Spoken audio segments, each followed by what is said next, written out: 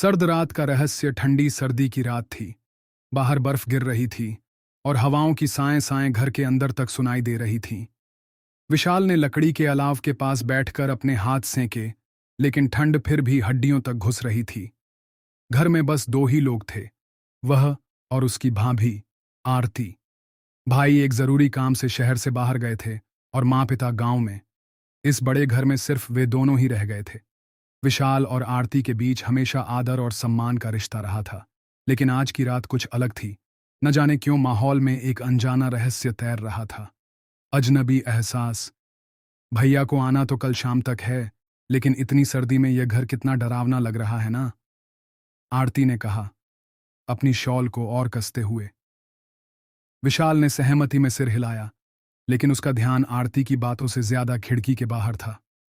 उसने देखा कि बाहर एक परछाई हिली, लेकिन फिर गायब हो गई।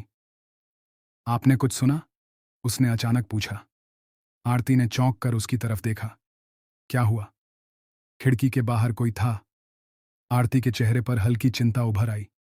ऐसा मत कहो, पहले ही डर लग रहा है। विशाल ने खुद को शांत किया। शायद यह उसका वहम था, लेकिन कुछ था जो उसे बेचैन कर रहा था। रहस्यमयी दस्तक रात गहराने लगी और सर्दी इतनी बढ़ गई कि हीटर भी बेअसर लगने लगा। विशाल ने देखा कि आरती कंपा रही थी।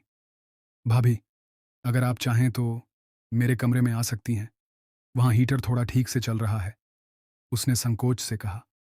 आरती कुछ देर सोचती रही, फिर सहमति में सिर हिला दिया।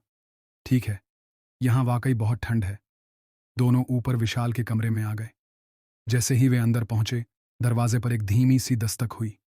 धक। दोनों के दिल की धड़कन तेज हो गई। इतनी रात को कौन हो सकता है? विशाल धीरे धीरे दरवाजे की ओर बढ़ा और उसे खोलने ही वाला था कि आरती ने उसका हाथ पकड़ लिया। रुको, कहीं यह।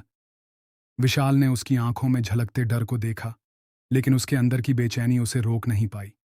उसने दरवाजा खोला, लेकिन वहां कोई नहीं था। बस ठंडी हवा का एक झोंका अंदर घुस आया।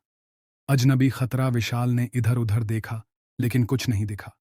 उसने दरवाजा बंद कर दिया और मुड़ा ही था कि खिड़की के पास फिर वहीं परछाई दिखी। भाभी, यहां से हटना होगा, उसने फुसफुसाते हुए कहा। लेकिन इससे पहले कि वे कुछ कर पाते, अचानक लाइट बंद हो गई। अंधेरे में कुछ हलचल हुई और एक ठंडी सांस उनकी गर्दन के करीब महसूस हुई। कहानी जारी।